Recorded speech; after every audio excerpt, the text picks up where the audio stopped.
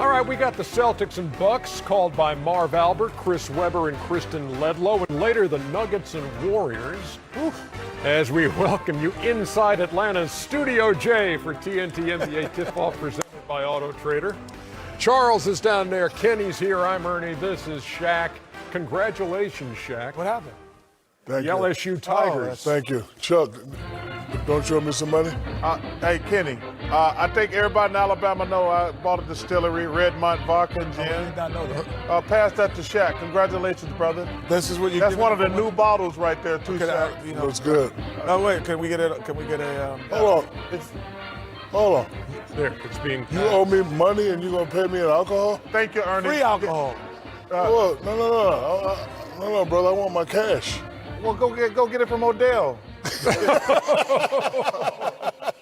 Giving people money. Well played, Charles. Well played. Would you say Charles giving people money? Giving people money?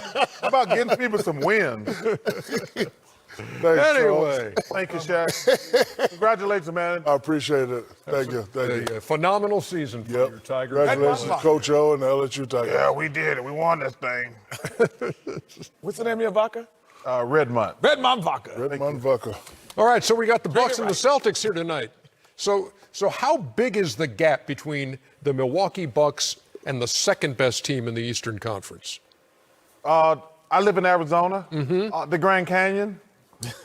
It's that big. And who is that second best team? Miami, record-wise, it's Miami, then it's Boston. Miami's not for real.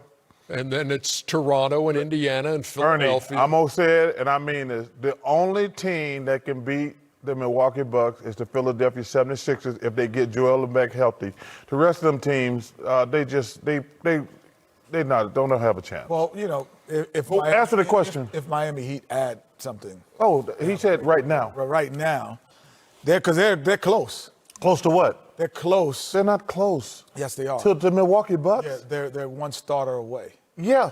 No, not LeBron. Klay Thompson, Ernie, my LeBron. answer is Boston Celtics. I had an event in Boston the other night, and I told Jaylen Brown, I said, you guys are doing okay, but you're playing too nice. It's something going on, nothing bad.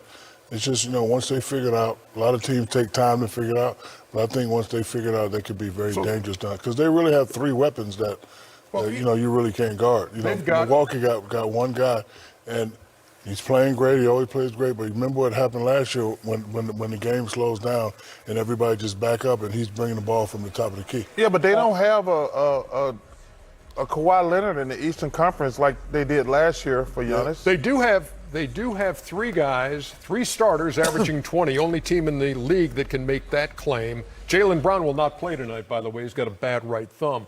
So this is a big game for Boston then when you go to Milwaukee to try to prove something. It's a big game. Not we, but the Celtics, they know that Milwaukee is the better team. They either need to show them that they can compete or that we're better than you tonight. They're probably not going to win a game, but if, three of those guys can get off and play well, anything's possible. I still like Boston as the second best. The only thing is, Ernie, he is so clearly the best player, not in in the Eastern Conference, and now he's starting to clear himself in basketball. But because of his skill set and the new rule changes the way they are, it makes him virtually unguardable. So he's able to. You can't play physical with him because of the rule changes. And even if you could, he's kind of physical enough to come back at you. So his ability to do that and off the dribble and off a standstill and to get in areas of the floor because of his ball handling ability makes him, it doesn't matter if he's a great outside shooter at times because I'm not from three. I can get to the free throw line. My ball handling ability allows me to get to the free throw line. And so I'm a good shooter from there. But also, Ernie, Shaq said something interesting. Saw what happened to him last year in the playoffs. He's improved. He's not the same guy. You look at his numbers across the board, even three-point shooting.